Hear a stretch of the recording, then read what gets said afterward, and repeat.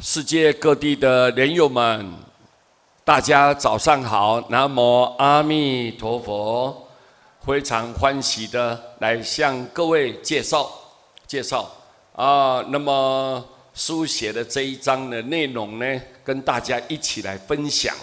但是很多莲友啊，他说：“师父啊，你写我们看起来字好像还可以，但是问题呢，我们有些那个内容啊。”那个你的含义，我们还是不是很清楚，所以要麻烦师父你简单解释，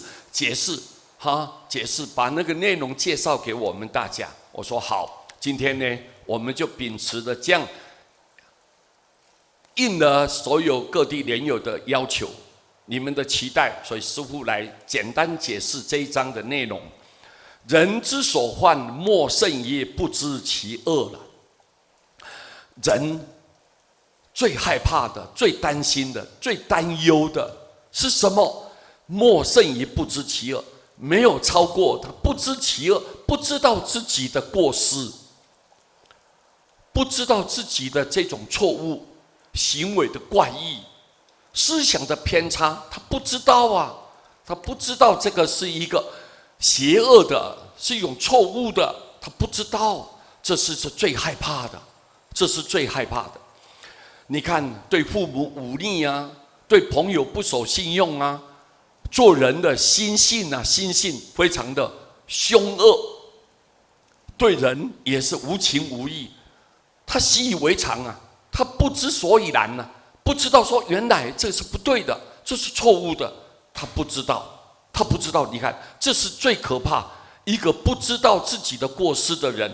不知道这样子讲、这样子做是错的，他不知道，他叫做不懂得反省啊，他没有改过的机会，以后他就胡作非为了，为非作歹了，这非常可怕，对社会是一个伤害。人之所美，莫甚于好闻其过。人就大家会赞叹他，觉得这个人最可爱了，这个人实在是太了不起了，了不起在哪里？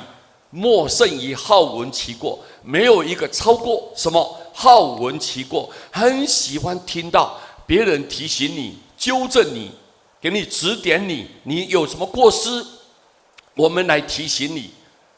你受到批评了，非常的欢喜啊！这个人是最好的贵人哦，他提醒我了，帮助我不要堕落，不要去造罪。所以你看，好闻其过，很喜欢听到自己的过失，别人提醒你的啊，有人来关心你的，那他非常的欢喜。这是人世间值得赞叹、值得我们向他好好的尊敬的地方。这个叫做人之所美人最可爱的地方就在这里。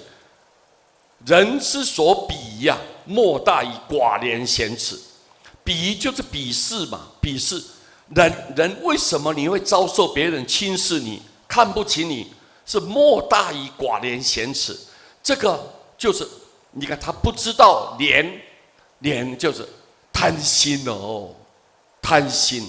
廉一定要有廉洁的嘛，廉洁就我不贪心，他是很少，他就是拼命想贪，拼命想跟人家计较，拼命想跟人家争抢，这个叫做他很少有这种廉洁的心性。这是非常错误的，贤耻也是很少，贤跟寡都是一样，都是少。你没有羞耻心，羞耻心是很少的人，那你想想，他不知道改进嘛，不知道忏悔嘛，不知道改过向善嘛，所以他是个寡廉鲜耻，他是那个私心很重，贪求的心很重，又不懂得羞耻。这个是人对你会轻视造成的原因呢？为什么会造就了别人轻视你？是因为这样造成的。人之所尊，莫甚于慈悲喜舍。人最尊贵的在哪里？为什么人家会恭敬你啊？大家看到你会喜爱你啊？莫甚于慈悲喜舍。这个人呢，太慈悲了。心地很善良，很容易同情，很容易怜悯别人，来肯为别人付出，所以慈悲喜舍，能够有慈悲又喜舍欢喜的布施能够广结善缘，能够帮助别人在困苦当中、最有灾难的时候，我们乐于施以援手来解除他的苦难，帮助他苦难跳过这个灾难，让他赶快得到生活的改善。这个是人人所尊敬的，大家所敬爱的，就是没有一个超过。如果你有慈悲喜舍，这是最了不起的，是最了不起的。人之所贵，莫过于深信念佛。一个人世间觉得最珍贵的东西是什么？他知道念佛，深深相信念佛。为什么？为什么这是最可贵、无价之宝，是一个至高无上的宝贝？为什么？因为你只要念佛，这一辈子的苦可以结束。为什么？我们一旦面对着死亡的时候，有阿弥陀佛的救度。你深信、深深的相信，你不怀疑，只要我一念佛，阿弥陀佛要救我，以后我能跳脱这个五浊恶世了，离开这个人间。因为我们灵魂毕竟是不生不灭的，灵魂才是真正你本人嘛，才是你本人。死了不是结束，死是另外一个开始。你的灵魂还离开你的肉体，到另外一个世界，那你要去哪里啊？我们不知道何去何从，心里会害怕，会慌乱，没有依靠，所以心里面没有一个安稳的感觉，没有安稳。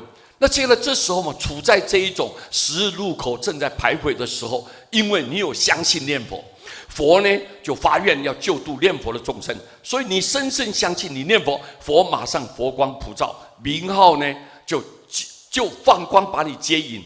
就直接你离开了这个生死的苦海，往生西方极乐。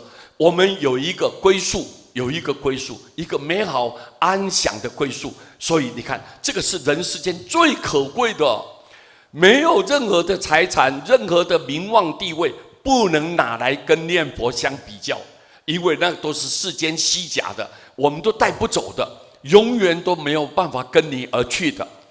但是唯独只有念佛。你念佛，你生生世世能够解脱，生生世世能够成就。所以你看，这个最可贵的人在这个世最可贵是什么？深信念佛，没有一个超过比这个更重要了，没有比这个更重要。所以我们就知道说，原来这么我们要好好的念佛。希望大家念佛成佛。师父将这一章的内容简单这样子介绍给大家，希望我们一起分享。一起鼓励，谢谢大家，祝大家平安吉祥，谢谢阿弥陀佛。